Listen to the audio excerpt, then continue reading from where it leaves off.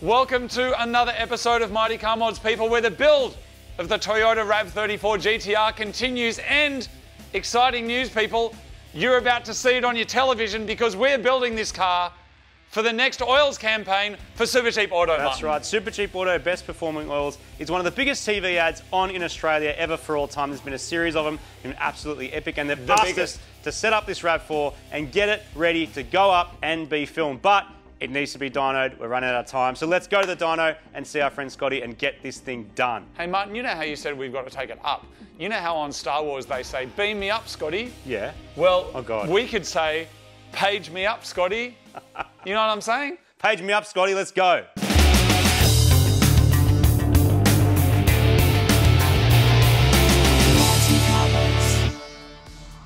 Stock engines that were never made to have a turbo stuck on the side of them need some careful tuning to survive when you're adding boost. Toyota made this motor to be quiet, efficient, reliable, and a whole bunch of other words that don't mean fast. And we want fast. With a few last-minute wiring fixes, we're ready to get this thing up and onto the dyno. Plus, we've also added E85 in the tank to unlock some more power, and we're ready to see what this little RAV4 can do. I am down here at Haltech on the dyno with Scott, aka Tuning Fork, and this extensive diagram is what's brought us here, Scotty. It works. And the good news is Davo's killed it. Yep. So all the inputs and outputs are all configured, everything's set up, drive-by-wire is working, we've got no trouble codes, nothing weird going on. And the beauty of this as well is that because this is kind of Camry, it's pretty good starting point or base map to get us going. Yeah, and that's kind of what a base map is, right? Like you've mapped that engine in a configuration. Spot on. So we've told the engine management system enough about this thing already that it knows how many teeth are on the crank, how many are on the cam, which sensors are where, all the calibrations for the sensors. So when you import a base map in, it'll get us 75% of the way, where even to the point of like the idle ignition timing and the efficiency of the engine. You know, yes, things change a little bit engine to engine, but overall, mate, it gives you a bloody good starting point where with the long-term learning stuff, you can drive the car and sort of check for leaks and do all that sort of stuff. Like really, really valuable. If it can go wrong, it often goes wrong right now, doesn't it? Yeah, like we always talk about 100 kilowatts, man. 100 kilowatts is hard to make. Yeah. And after that, it just gets really fun. And it's a stock motor. Let's not forget. We were lucky with the Camry. Will we be lucky with this? We're always lucky. No, I don't know. Load into it. We've got our first 1 pound. Well done. Can confirm the odometer gauge from 1997, which I do absolutely love, by the way. When it it's classy looking. It's classy, Air fuel ratio at 12.7. We want 12.8, and we're pulling 5% of trim out of it. So beautiful. So now I'm going to bring the dyno up to 2,500 RPM. Still wide open throttle. Just trying to make more boost. That feels pretty good. So I'll come up and give it a stab. Ready? Yeah, she's sitting at 8. And if you hear it, yep. So at 8 rounds it started to crack open there. Perfect. These motors don't need much. You already got 2.4 litres. 8 or 10 pounds, you're already making a lot more power than stock.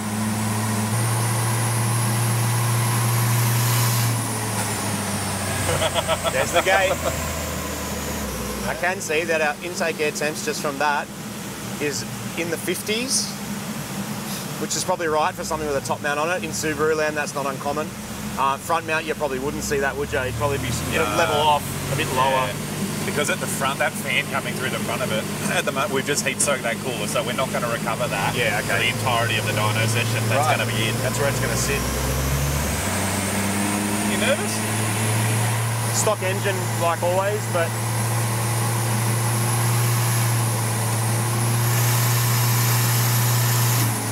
okay, she's pulling about 7% there, so I am going to knock just a little bit more out of that. Why do you think you're needing to pull fuel out? What's your theory? What have we changed in the fuel system compared to this one to the Camry? Nothing really. Fuel pressure? Maybe fuel pressure's maybe slightly higher, a little bit, so that's adding a couple of pounds higher. Yeah, the bigger the fuel pressure, the more flow across the injector. So the fuel system is it is different. Yeah, it's a similar idea, but it's different. It's very rare, very, very rare that you'd have two cars and just load this map build two identical cars, Yeah. put the same map into both cars. Yeah. This is why there's O2 sensors, to be making O2 trims. If you could make them all identical, factory cars wouldn't have all of that stuff. Yeah, true. Exactly. They'd all be modelled. You wouldn't need the expense of all of that wiring and all those sensors. Yeah. Okay. Here we go. You First ready? run. Let's do it. Full throttle. Enter, let it rip.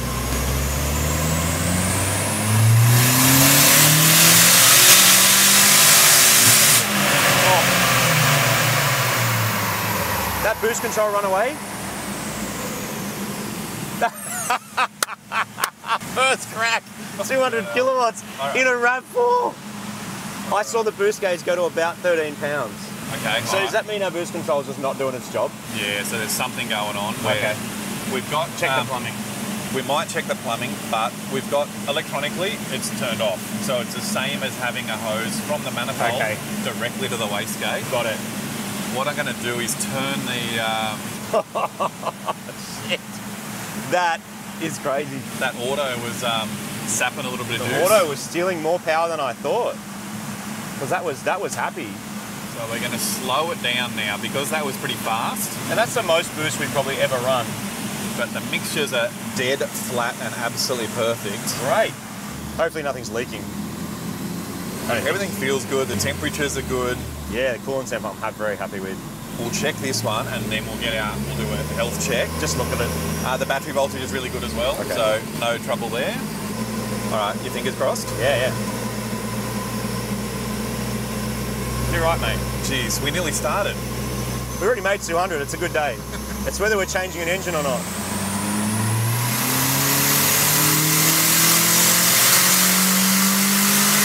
Ooh. It moved. Ratchet strap? Yeah, broke a strap, so Oh, we're that just hasn't going to happened stop. before. All right, we're good. It was tugging on the car big time.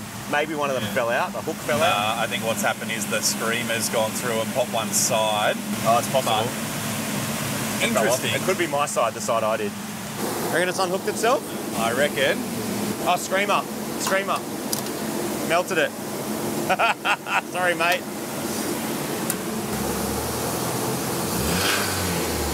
Oh. Sounds a little rattly. Straight away. That was a considerable... Okay, so there's nothing at all under it. That's good. It's just be the motor, just be tired, not up for it. All right, so two things have happened. We melted our dyno strap because kind of forgot that the gate was pointing at it. Whoops. That doesn't matter. Sorry. It happens. But just when we restarted it then, we did hear a noise. So we've shut it down healthy, no problem. Nothing on the dyno pull suggests anything. We've shut it down. But we just shoved 11 or 12 pounds through it, through an unknown engine, so... Here we go.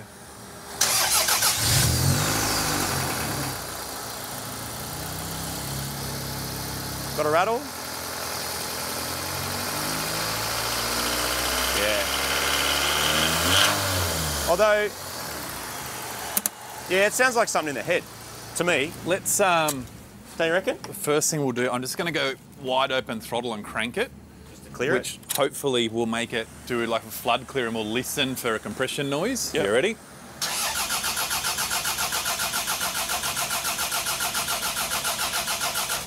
Sounds good to me. So that's bottom end, like piston wise. Yeah. That sounds all right. But I feel like we just got something tappy in the top. Yeah. Which is just mystery engine things. Can we fire it back up again? Plenty of oil, give us a sec. Yeah, plenty of oil in it. Checked that yesterday. I'll give it a proper wipe and actually check it after we sit it for a minute just to make sure it's not something stupid, but... Happy to fire it up again? If you want, yeah.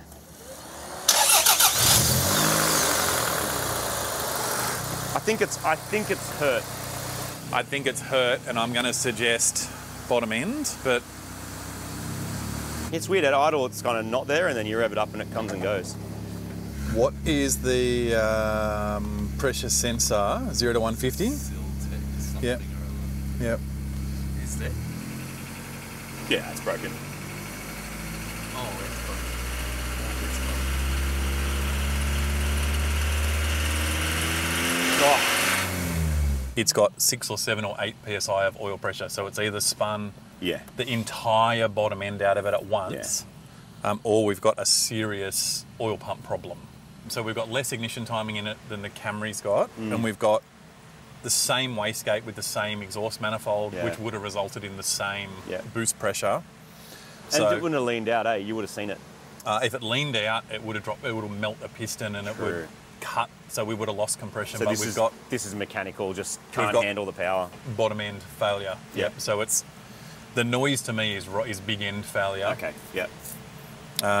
But big end failure typically doesn't drop oil pressure. The thing's got like 3 to 5 pounds of oil pressure. So it could be oil pump related. So if the big end fails, like the one that's in the conrod, you definitely lose oil pressure because oil's escaping out the sides.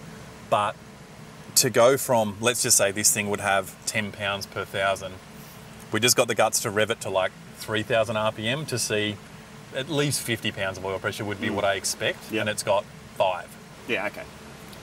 So no oil pressure means no fun, means no dyno, means I don't know what we're going to do because the car needs to leave in 2 or 3 days to be in another state and tuned. So I guess we're getting an engine then. Engine, hoist, out. Yeah. It's. I honestly, I'm not that upset because it's a stock engine RAV4 with 300 and something thousand Ks on the clock. You are absolutely like risking it, aren't you? There's no question. And screwing 11 pounds of boost into it. But the Camry took it, so maybe that was just lucky that engine was just in better condition. But it was in a Camry. It was in a Camry. I'm surprised that the Toyota... I am surprised at this a little bit. Are you? Yeah, a little bit, because the motor sounded really good. It sounded great. Like, you don't know what problems it had previously. You don't know what overheating problems it's experienced. You don't know that there's not silicon in the pickup from someone resealed the sump. Hang on, that was us. It could be, like, it could be something ridiculous like that, where a clogged oil pickup. That's a pretty common thing, but... But we'll know, because we'll pull it apart. When we pull the engine out, we'll pull the top and bottom off and have a look and actually work out exactly what went wrong. But the priority at the moment is to get it off the dyno and get it back to the shop and shove an engine in. You're probably coming with us and probably with some time lapse because we're going to be pumping it. And we may or may not be back here. Probably not. We might just have to drive it. How good your tune with no engine working? You happy with the shape though? The shape is perfect. The mixtures are perfect. Is the smart thing now just to turn it down? Well, the boost control we can't do much about because we've got the creep. So what's there is there. Yeah. The ignition timing, I know that it's safe and we're not actually up to where we know it makes the best power anyway, so I'd be leaving it. Yep. I think we'll leave it. We'll... good luck. And we're not revving it. Probably that's the other thing as well, that rev 6,100 RPM. Fine. Yep. Having spent the time with this engine and this turbo in the Camry for nearly a year, I'm very confident that your tune is on point and that this is a mechanical failure that's specific to our RAV4, not specific to a tune. Because this tune is turned down from what the Camry had and the motor let go. But the hardware's the same. So we had the R&D from the last car, which saves us the stress now of going the unknown. It does give you a bit of confidence to know that the previous one's done so many hours. Yeah, it has. And I'm confident that setup's good. It's making exactly the power. I thought 200 would be our peak, and it was our first run. Yeah, which it happened to be our first run that was timing tiny bit down and boost exactly where we thought it was going to end up. All right, back to the shed. Bye. So yesterday was one of those terrible days on the dyno.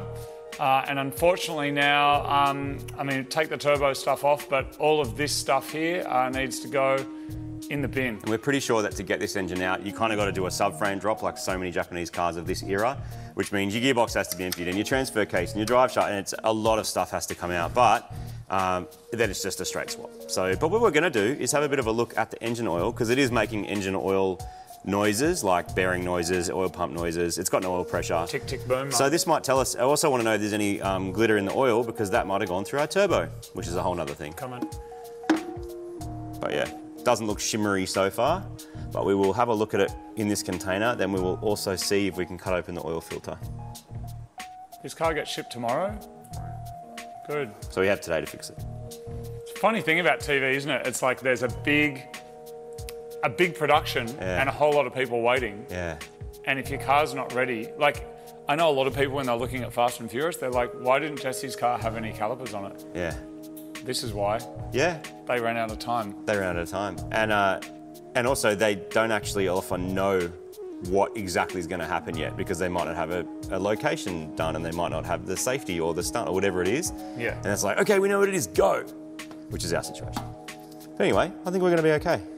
It sounded so good on the dyno. Until it didn't. Yeah. There's no shortcuts here, we just have to get this engine out and get another one in as soon as we can. The gear oil's only been used for a few hours, so we're going to recycle that, and then we've called a few wreckers and we've got a replacement RAV4 engine on its way over to Super Garage. This is a replacement 2AZ FE engine. Is it the same as a Camry? Yes. Is it exactly the same? Don't know. So for that reason, I got myself a RAV4 engine. They're pretty expensive, actually, a couple of grand. They hold their value, probably because the cars hold their value, and so the engines are actually worth keeping and worth putting in a car rather than just scrapping it. Why is there a time crunch? I know a lot of people always ask this. How come you don't give yourself more time? It's because of movie people. Movie people don't work on the same schedule as car people who might go, yeah, 6 months to build a car. Got a couple of weeks is what we got for this. And the truth is, tomorrow morning, first thing, a truck is coming to take this interstate, so we lose 2 days because of that. And then we got to go up as well so we can drive the thing. Doesn't leave us much time. But I'm confident that if this engine works, it goes in, we tidy it up, and we slap it in the car, we're going to be okay. If an engine is making bad noises, the first thing you can check is the engine oil. If it's full of glitter, then that's a sign that the bearing material has been ground up by metal parts rubbing on other metal parts that aren't supposed to. We'll know more once we get the engine out and pull it down, but our first priority is to get our second-hand replacement RAV4 wrecker engine prepped and ready to go in. Our mate Sam has kindly offered to help us again and didn't even change his phone number after last time, and we were shocked, but not as shocked as we were about to be by the condition of engine number 2. So we've just taken the cover off this engine, people, and unfortunately it is bad news. If you come and have a look inside, this is just neglected. It's full of sludge, but not only that, it's actually broken. What is this, Sam, and why is it not attached? It's back of the camshaft, end cap. I'd say more than likely due to very bad service history. Big build-up of sludge underneath, and more than likely just bad oil pressure up top. Yeah. This colour, though, is worrying, though, isn't it? Because it still should be looking more gold like this, not black like all of that. All the cams, head should be all nice and golden. You can tell that's had good regular oil changes, whereas this one, very neglected. Yeah. And you know what? I started to be suspicious as soon as I started pulling those coils out. They were covered in oil. If you look down here, come and have a look at this. Look how scungy and disgusting it is inside. Like, it's just not good at all. So basically, Marty's going to jump on the phone now and try and get us another engine, because this one is completely useless. We're lucky, though, that we saw this before we put it in, because in some circumstances, people would just throw it in, right? If you trust a good wrecker, you chuck it straight in. Yeah, okay. Which is generally, yeah. Yeah, unfortunately, this roll of the dice not so good. Does it turn over clean? Not clean. It gets a bit caught up in certain spots. Okay. Just a dud then? A dud. Yeah, yep, okay. Send it back. All right, let's go try find another one. This is a humongous setback. We now have got one dead engine in the car and another broken engine on the stand that's sludgier than after she's been on them with a big night on. All right, so we do need a new engine, or according to some advice we got from another wrecker that sold us a completely blown engine, just pour some oil down over the valves and leave that overnight, and that'll fix it. With our current track record of 2 dead RAV4 engines, we're going to change our approach. We've called a few more wreckers and have got ourselves a Camry engine from Auto Wreck in Smithfield.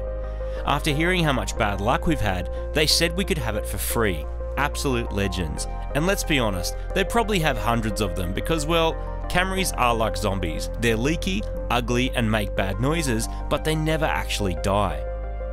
The RAV4 engine is a higher spec from the factory, so while the Camry engine is a small downgrade, the last one that got recycled into a fridge lasted for thousands of kilometres in our Camry in boosted driving and even did a track day. We've had a bit of practice at getting these engines in and out now, so this drops right out the bottom with the gearbox and transfer case still attached. We'll rescue all the reusable parts off the old engine and then put it aside to tear down later on to find out exactly what went wrong. Our new engine has arrived and straight away it looks cleaner and much more loved. It's a lucky dip with wrecker engines, but if you can get your hands on a good one that's been tested and has warranty, then you're in with a better chance of success. Even though both the Camry and RAV4 use a 2AZ FE engine, the front timing cover is different, so we'll need to swap the one off our blown engine up onto the new engine so that the top engine mount will still fit. While we're there, we can check the timing chain, guides and seats, replacing any that look like they're a bit worn out.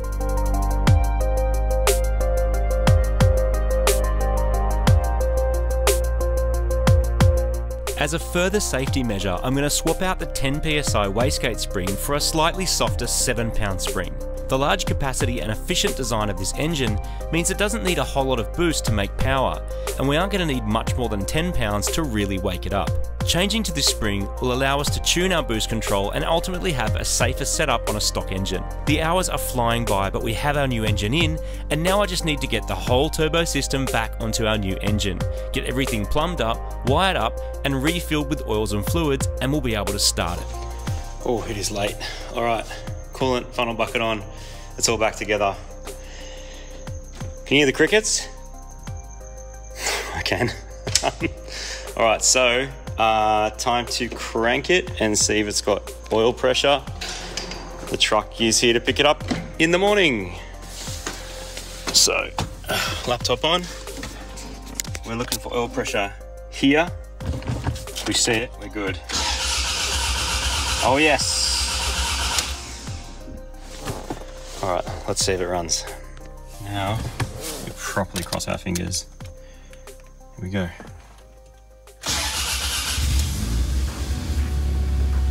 Sounds healthy. Lots of oil pressure. Running on 4 cylinders.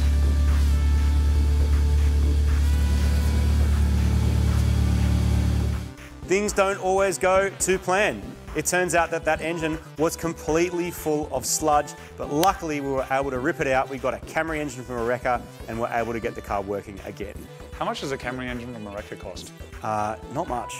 I realised that if you're going to blow up an engine in a RAV4... A Camry engine is the one to blow up, right? Yeah, because within 5k radius of the dyno is thousands of Camry engines at all the wreckers. That's amazing. Just go down all the like the Uber delivery drivers who have blown up their cars or crashed into something, then just dump their engines there. And they're good modern engines. They're not as strong as K24s and stuff, but they're good and modern, and they're everywhere, and they're cheap. So the car did get finished in time. Just. On a truck up to Queensland, ready to be filmed for the Super Cheap Auto TV commercial, which is going to be out soon. So you'll see that nationally, all over the TVs, all over the country.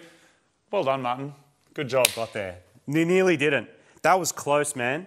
That's the closest one yet. We often run close. Yeah. That is the closest one yet. And I did not expect it just to blow up. I thought I had a RAV4 engine. We're not leaning on it that hard, but it just let go. But it didn't let go because of mechanical stuff or tune. It let go because it never got oil changed. Yeah. It was so sludgy. I've never seen an engine that bad. Change your oil, people. We said it a couple of episodes ago. Yep. Like, go down to your Super Cheap, get some oil, get a filter, grab an extra one while you're there because then there's no excuse for not doing it. It is the best modification / servicing, preventative thing you can do to keep your car running properly. Absolutely. So there it is. Martin and I right now are going to head down and get ourselves a Thai green tofu curry.